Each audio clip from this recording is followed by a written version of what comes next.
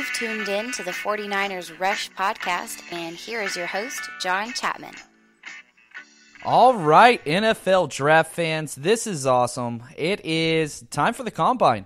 It is underway. You know, I am recording this Monday night, February 25th, 2019, and the Combine starts tomorrow. Now, I do understand the first couple days of the Combine are usually boring, but on the field, workouts come much later, and any speculation that we can get is incredible. So this is a great time. And what I decided to do today, I wanted to take a break from my positional breakdowns, even though I will be recording another one right after this. So stay tuned in a couple of days it'll be out. I wanted to do a mock draft. I love mock draft. It's mock draft season. And what better way to piss everybody off than to put out who their team should get and who some trades. I got several trades in this draft built up, a full first-round mock draft, so not just the 49ers. I'm going to go through everything, and the goal of this draft is very, very easy.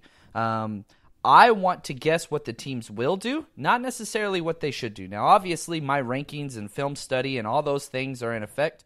But what I actually think teams will do based off of GMs, coaching schemes, things like that, certain preference of players and, different things like that. So we're going to go through all 32 picks, and I hope you enjoy this, and please let me know who you hate and what you like. There is nothing better than when people get pissed off about a mock draft. I don't know why. I just absolutely love it. So without further ado, let's just jump straight into this. I have the Cardinals picking number one and trading out. Well, everybody has the Cardinals picking number one, but I have them trading out. And there's lots of things here. We have such a high degree variable at the top because the Cardinals could go so many directions. The majority of people in the NFL have Nick Bosa as the number one player on the board.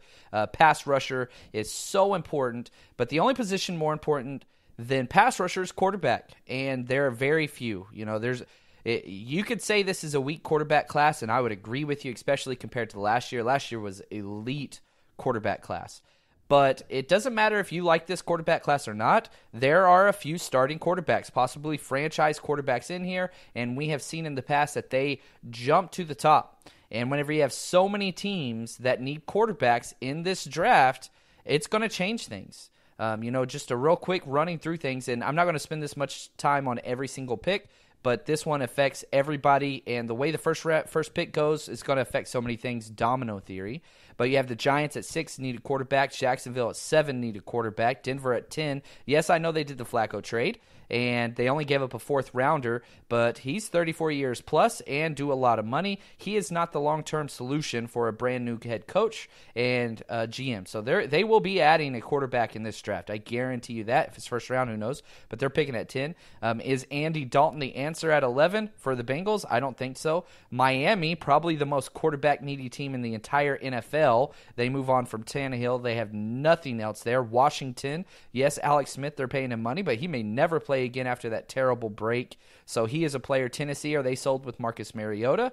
Not sure. And then now we're in the 20s, and this is a whole different type of need of quarterback. These are the older quarterbacks that came out way back in the 2004 and 5 draft that have been playing forever.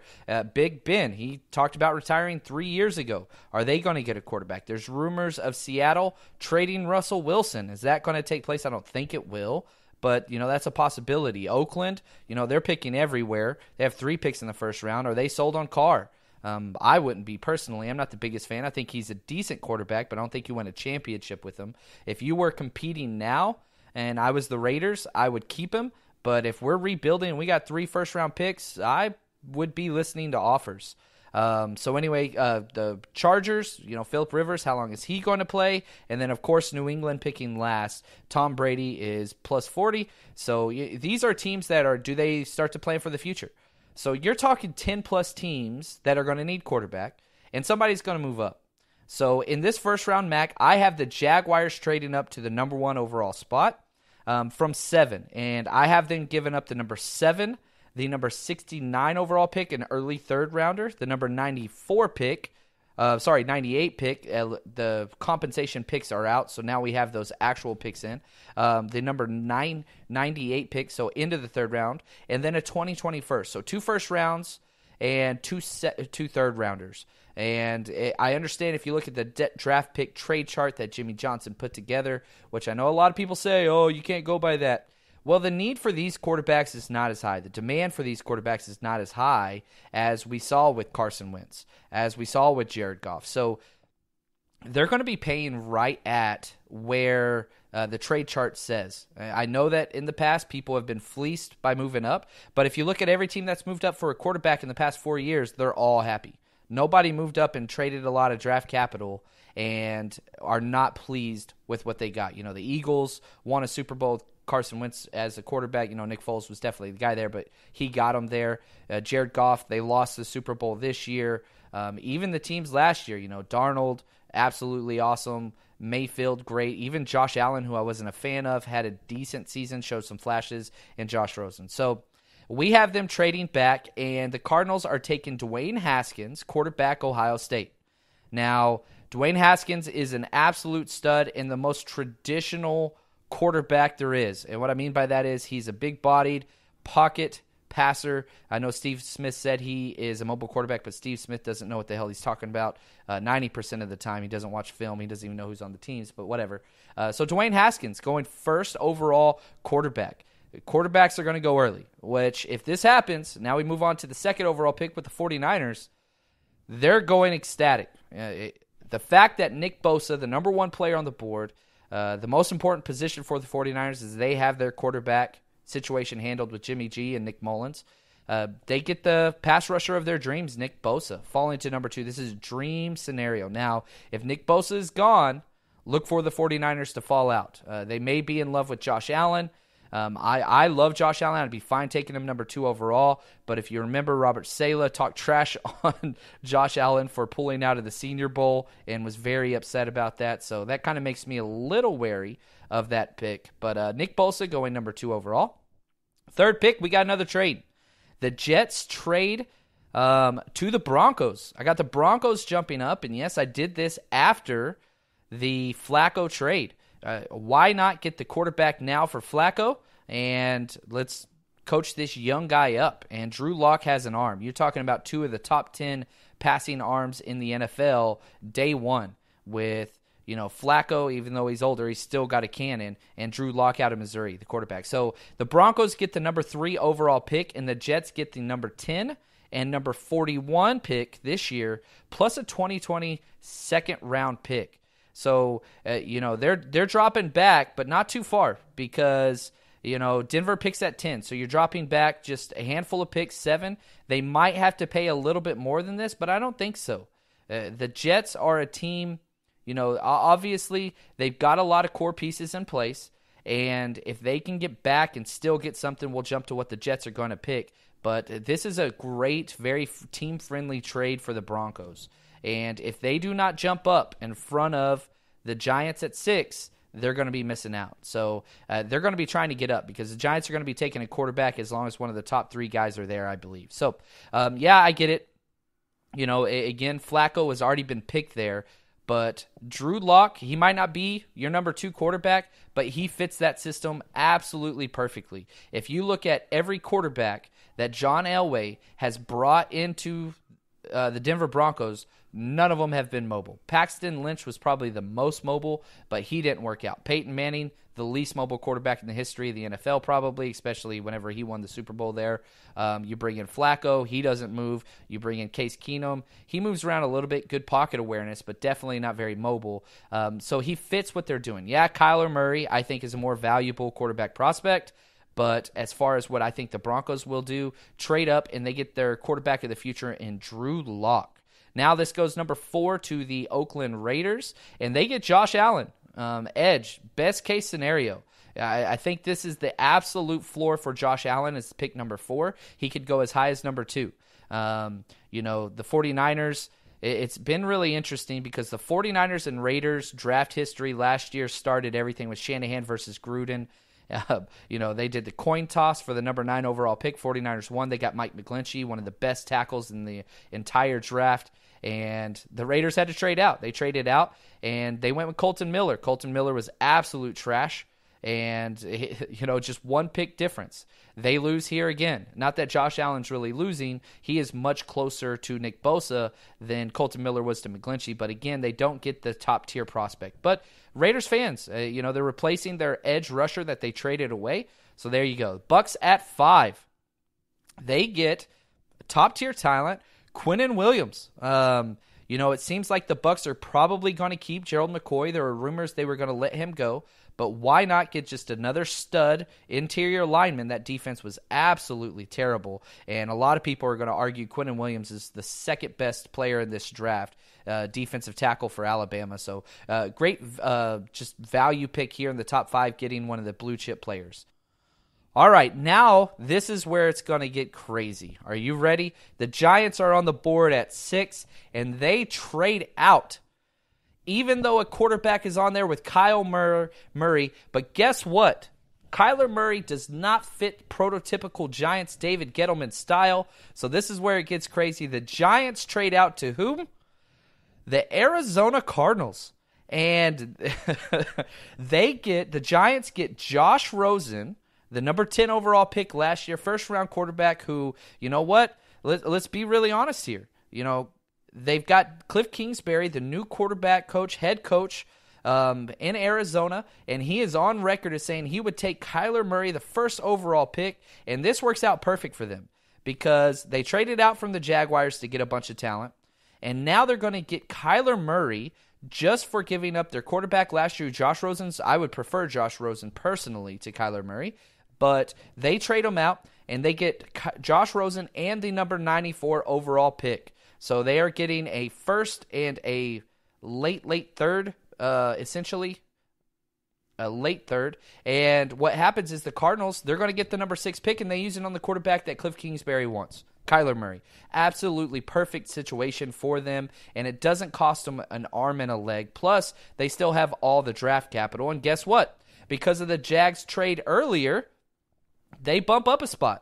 So they get a pick back-to-back, number 6 and number 7, and you just got Kyler Murray. Everybody's going crazy. They get a pick again. The best thing that they can do then, why not protect your new quarterback that only weighs about 190 pounds in Kyler Murray? You get Jawan Taylor, offensive tackle, out of Florida, and you protect that new investment. I mean, this would be unreal. You're talking, 3 main acquisitions already in the top 7 picks for the Cardinals. They jump out of 1, then they move their current franchise quarterback all the way across the country to the Giants. The Giants get their quarterback in Josh Rosen, who would step in perfectly behind Eli Manning.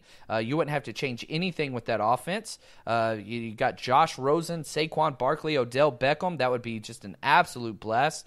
And the Cardinals, again, you get an offensive tackle to protect your quarterback, and you get probably one of the most electrifying young quarterbacks that will fit this system to a T for Cliff Kingsbury. Why not? This is what mock drafts are for, right? Having a lot of fun.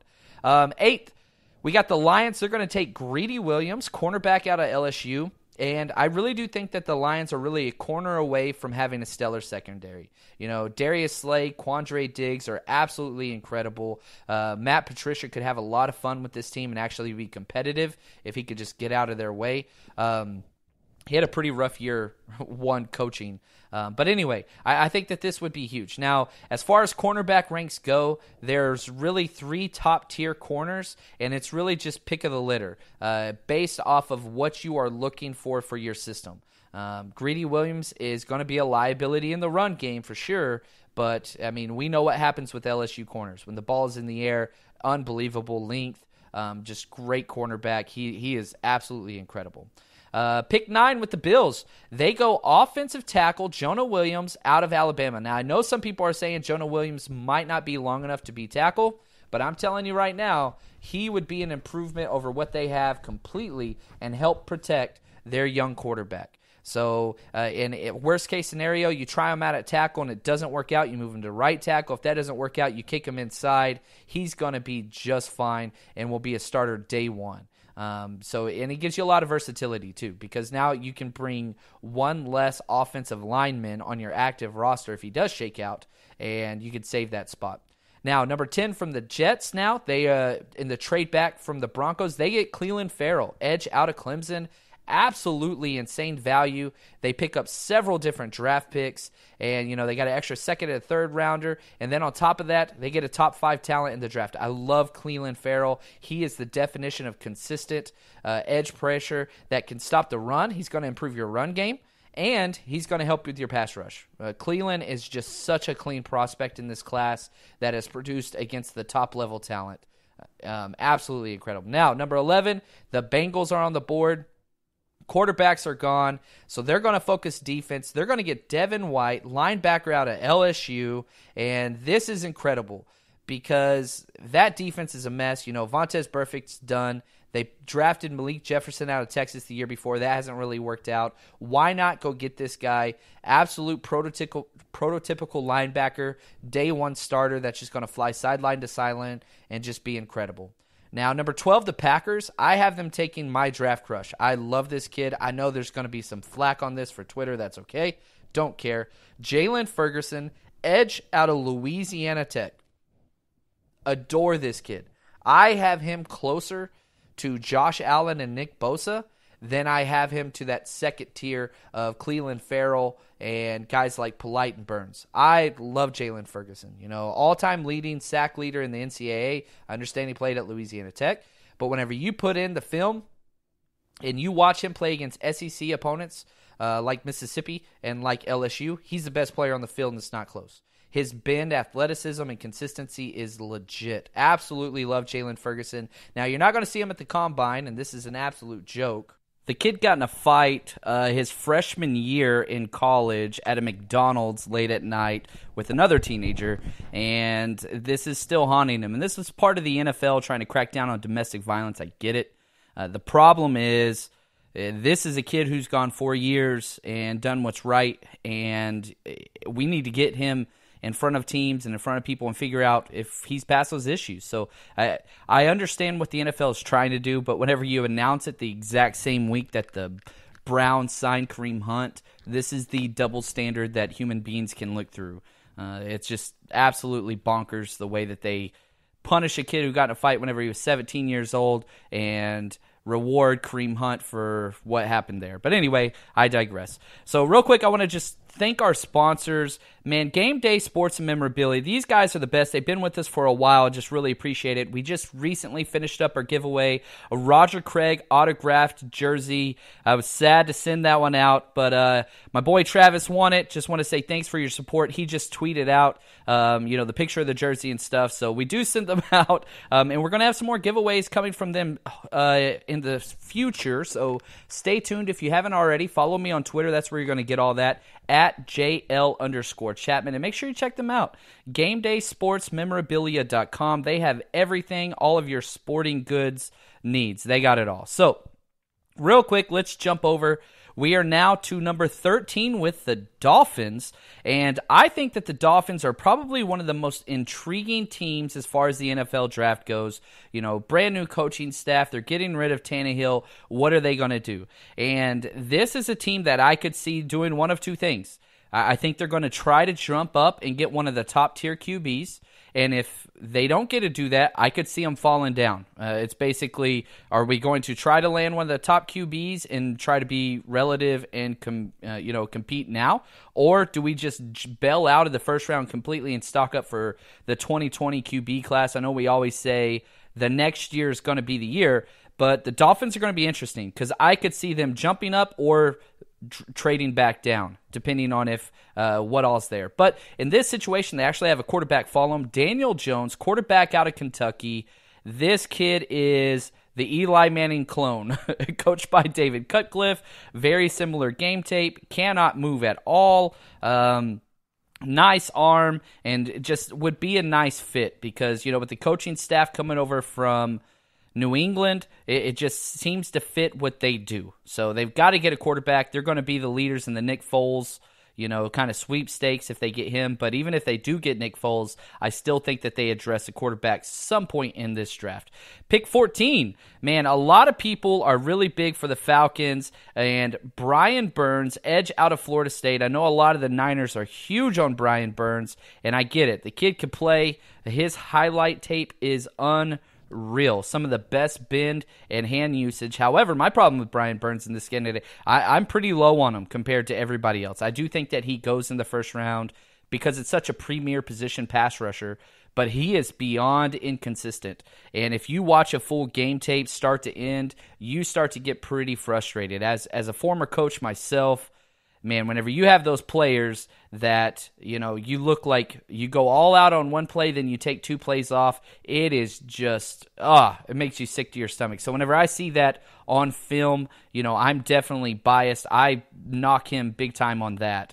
But again, you go watch his highlight tapes and what everybody throws up on Twitter, those little clips, you're just like, holy cow. And probably the most flack I've gotten this year is on Brian Burns, and that's okay. I'm going to grade what I see and what I like the kid. Not saying he cannot be a superstar, but whenever you have so much film on a kid and you see it game after game after game, it just kind of bothers me a little bit. I don't like it, guys that have a switch. I want him to go crazy at all times. So, pick 15, we got another trade. Washington trades out to the Raiders.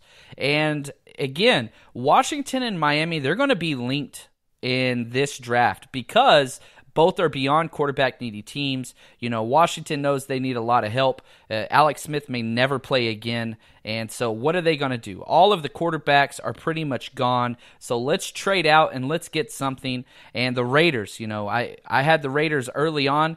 They got Josh Allen at the 4th overall pick, which, they're going to be ecstatic about. And this one, why not?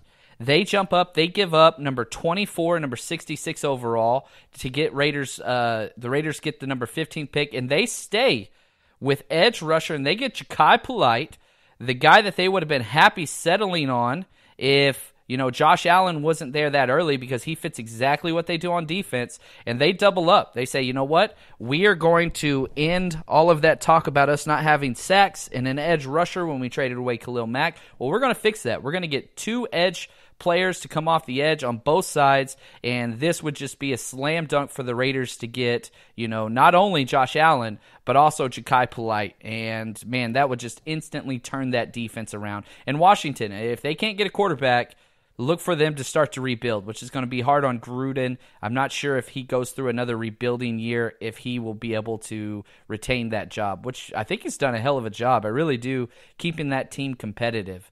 Now, pick number 16, the Panthers. I got them going Ed Oliver, defensive lineman out of Houston, and I really hate, probably one of my biggest kind of things that I'm upset about with this draft is that Ed Oliver fell to 16. But it's a super heavy D lineman class. Do you grade Ed Oliver as an edge? Do you put him as a tackle? Do you put him in a 3-4, in a 4-3? There's a lot of questions to this kid, and I think that he will be successful in all of them. But again, he's a tweener prospect with just amazing athleticism that probably should go top 7. But, I have him here falling just because it's such a deep class, and there are a lot of teams like 49ers that really need that true edge presence. And so it's weird. The NFL, we have Aaron Donald, and Aaron Donald is in a tier of his own. But whenever you look outside of that at these interior defensive line athletes, guys like Gerald McCoy, they almost just let him walk out the door. They almost cut him. You got guys like Muhammad Wilkerson they let go. Sheldon Richardson gets traded, and then they don't re-sign him. There's all of these players that are these great kind of, in-betweeners in the middle. Yeah, it seems like in the draft, teams value them, but they're not being re-signed or paid. And Ndamukong Suh's been with 4 teams in about 4 years. So what do we do? He will be with 4 teams after this year. I don't think that the Rams are going to bring him back. So I think that there's a little bit of, I don't know, the value is leaving this position, but that's what it is. Pick number 17, we have the Browns. They take Byron Murphy, cornerback out of Washington. Absolutely love this guy. I have a top 3 corners in my top tier, and Brian Murphy is definitely one of them. This kid can absolutely play. I got DeAndre Baker, and then, of course, Greedy Williams up there. It just depends on what you want. And Byron Murphy, man, secondary players out of Washington under Chris Peterson are just they do a hell of a job with their defense. I really do believe Chris Peterson is one of the top 2 coaches in college football as far as development, player development. You go back to Boise State and what he was doing there. The guy's unreal. And so the Browns get another amazing corner, Denzel Ward. Would have had no issue with him being Defensive Rookie of the Year, but just an absolute lights-out season by the linebacker out of Indianapolis who just crushed it all year. But Denzel Ward's amazing, and they just stepped this defense up. And so I really, really like that pick. 18 Vikings, Yodny Kajus, offensive tackle, O-lineman out of Stanford. Really like this guy, and probably one of the worst offensive lines in the entire league, the Vikings. They've got to do something. Last year it was just rough. Kirk Cousins, people think that he might have had a bad year. I don't think so. Over 70% completion percentage, 35 touchdowns, 4,000 yards. The guy played pretty well. The problem with Kirk Cousins is he sucks in prime time. So if he is on your TV, usually he's having a bad game. He is just unbelievable when nobody's watching. So get him some help. Helps the run game, helps everything. And then pick number 19, Rashawn Gary, defensive lineman out of Michigan. Again, very similar to Ed Oliver in the fact that, man, what do you do with this kid? Yeah, the athleticism, former number 1 overall player coming out of high school. I get it. The Titans get him at 19. I have a hard time seeing him fall out of 20. And this is a kid that could go top 5, which I would not personally. And again, another guy that I catch a lot of flack for on Twitter because I don't like his film. There's zero production, and then all the Michiganders say, well, that's not his job. His job's to take up blocks, and that's what they do there. Well, maybe on first and second down, but not third down. And the fact that he never gets any sacks or even close to the quarterback most times bothers me very, very much. So not a Rashawn Gary fan, but I have him going number 19. So I guess I have him first round grade on him. It's just I don't have him in that elite tier. In fact, I have him in the 3rd tier.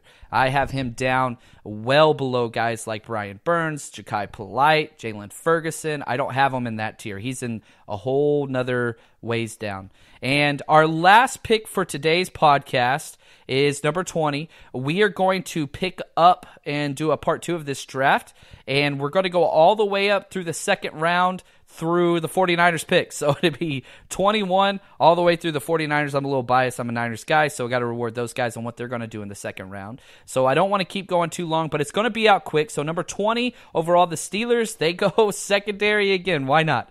They get DeAndre Baker, cornerback out of Georgia again. The last guy that I have in that top tier as far as cornerbacks go, and he is just unreal. And it's funny, the defense, Steelers have gone defense in the 1st round 7 straight years. 7 straight years they have gone defense in the 1st round, and this is the Steelers.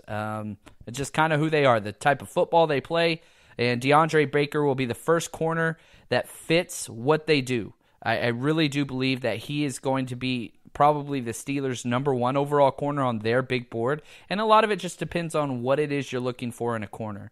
A mirror and match guy that just has great feet and can shadow a guy like Greedy Williams, or do you want a physical, just absolute beast that wants to come up and hit, and that's what you get in DeAndre Baker. So we will have another episode out. I'm going to record it right now, back to back, and it will be out in one day. So I'm going to edit this one, throw it up on the site, so feel free to listen to this one, and then just stay tuned. We got another one coming. If you haven't already, please head over, hit subscribe on iTunes. That helps us the most. Leave us a review. Tell me what you think, and be honest. I'm not one of those people that's like, oh, leave a 5-star review. If you think this is a 3-star podcast, please put that on there and just tell me why. I want to improve and bring you guys the best draft content and 49ers stuff out there. But thanks for listening, and stay strong, faithful.